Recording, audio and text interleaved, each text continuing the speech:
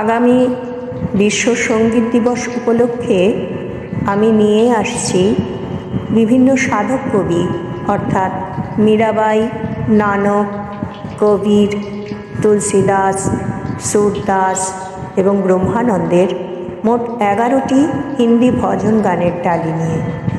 প্রতিটি হিন্দি ভজন গানে আমি সুরারোপ করেছি বিভিন্ন রাগের আশ্রয়ে।